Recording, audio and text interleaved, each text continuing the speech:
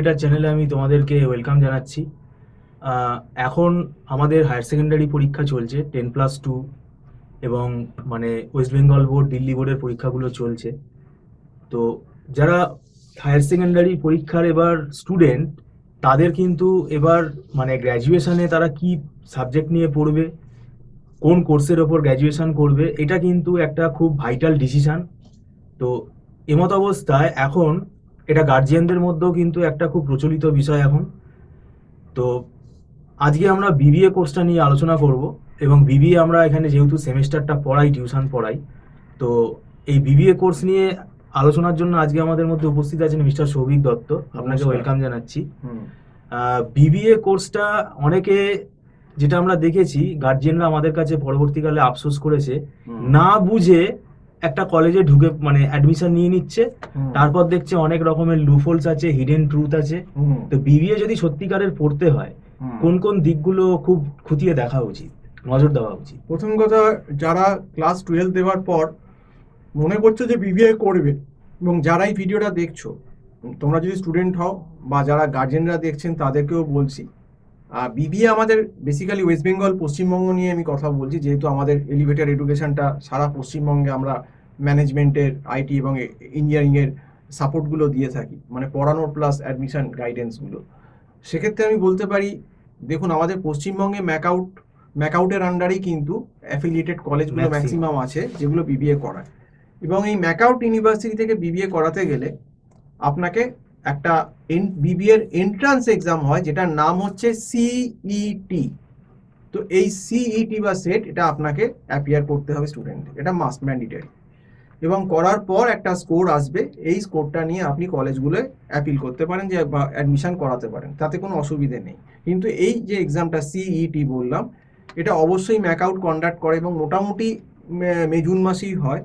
তো এই সময় পরীক্ষাটা দিয়ে আপনারা ম্যাকআউটের আন্ডারে যে সমস্ত কলেজগুলো আছে সেই সমস্ত কলেজে ডেফিনেটলি অ্যাপ্রোচ করতে পারেন। এইটাই কারণ, ম্যাকআউটের আন্ডারেই কিন্তু ম্যাক্সিমাম বিবিএ কলেজগুলো আমাদের পশ্চিমবঙ্গে আছে।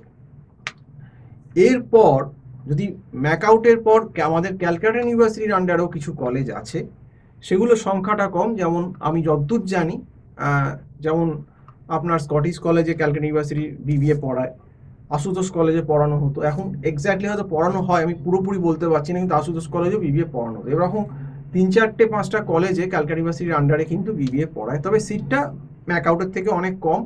এবং এখানেও আপনাকে এইচএস এর রেজাল্ট নিয়ে গিয়ে অ্যাপ্লাই করতে হবে এবং জিডিপিআই দিয়ে ঢুকতে, মানে গ্রুপ ডিসকাশন আর পার্সোনাল ইন্টারভিউ হয়ে কোনো হয়ে সিলেকশন হয়, সেটা আপনাকে মেরিট বেসিসে সিলেকশন হয়, সেটা আপনাকে চেষ্টা করতে হবে।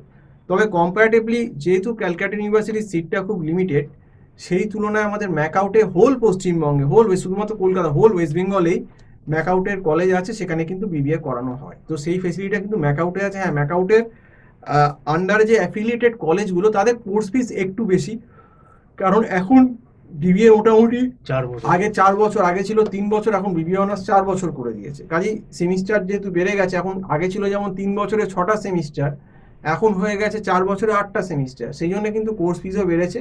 তবে অনেক কলেজই সেমিস্টার বেসিসে ফিস নিচ্ছে, এবং অনেক কলেজই ম্যাকআউটের আন্ডারও আছে বিবিএ করায়, অনেক নমিনাল ফিসেও করায়।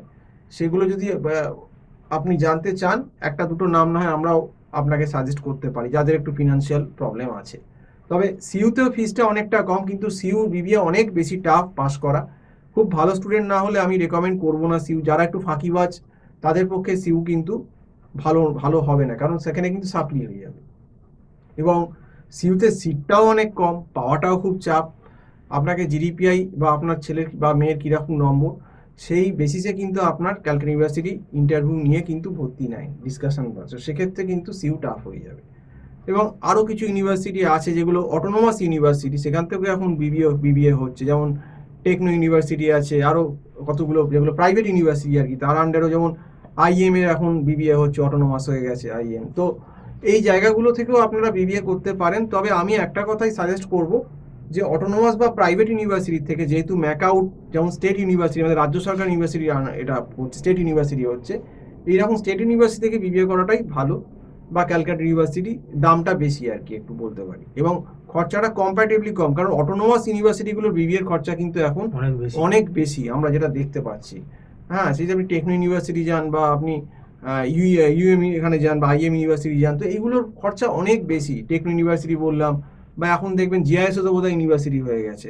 সবাই অ্যাডামাস একটা ইউনিভার্সিটি খুলে ফেলেছে, তো সবাই এরকম তো প্রাইভেট ইউনিভার্সিটি করেছে নতুন অটোনোমাস। তো সেক্ষেত্রে কিন্তু এদের খরচাটা আমি যতদূর স্টুডেন্টদের মুখে শুনেছি যারা আছে, যে এদের খরচাটা বোধহয় অনেক বেশি। তো সেক্ষেত্রে আমি বলবো যে পরবর্তীকালে আপনারা, এমবিএ করার ভাবনা চিন্তা যারা করছে হ্যাঁ, সেটাও তো দেখতে সেটাও হবে দেখতে হবে। খরচাটা। তবে বিবিএটা একটু কম খরচার মধ্যে করাই ভালো, যাতে পরবর্তীকালে এমবিএ যদি করতেই হয়, এমবিএ জন্য আপনি পয়সা একটু রেখে দেওয়া ভালো। আর বিবিএতেও কেরিয়ার পাথ আছে। বিবিএতেও যারা পড়াশুনো করে কর্পোরেটে চাকরি হয়, কারণ দেখুন এটা প্রফেশনাল কোর্স বিবিএ, এখানে কিন্তু আপনার ছেলে বা মেয়েকে কর্পোরেটেই জব করতে হবে, সেইটা ভেবেই করতে হবে। তো আমার নাম্বার স্ক্রল করা আছে, যদি কোনো বক্তব্য বা ইনকোয়ারি থাকে হোয়াটসঅ্যাপ করতে পারেন। এই নাম্বারে হোয়াটসঅ্যাপও আছে, 9831044518, এই নাম্বারে আপনি হোয়াটসঅ্যাপ করতে পারেন। তো সম্পূর্ণ ভিডিওটা দেখার জন্য অসংখ্য ধন্যবাদ। নমস্কার।